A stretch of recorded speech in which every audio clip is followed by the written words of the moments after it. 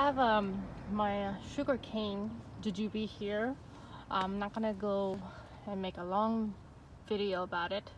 Just wanted to show you we are at, I think, October 14th.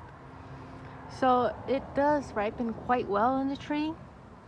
I like to harvest it at this stage. Don't want it to be wrinkled.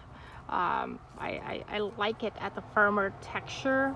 I don't like, sometimes when you buy jujubes in the store and they're very soggy, foamy, they turn all brown, but then they're very sweet, but the spongy texture, it just ruins it.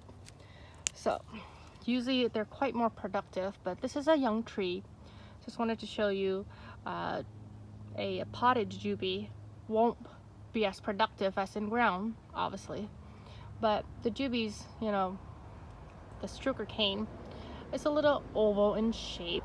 It's not pointy, it's not round like honey jar, but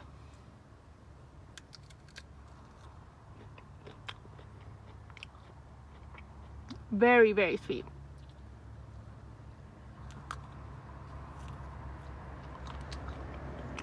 So jujubes can bear heavy pruning because they fruit on spring growth and not on last year. So you're free to prune them. They do well in the snow in Pacific Northwest. They aren't self-pollinating. They're actually partially self-pollinating. So if you were to grow a jujube, I definitely recommend you to plant 2 different varieties and not just one, and keep waiting and hoping maybe it'll be productive, because there isn't a lot of research that would say it's exactly self-pollinating. So if you already invested in one jujube, you want it to be as productive as it can. You don't want to take a risk on something partially self-pollinating. It's not self-pollinating, it's partial.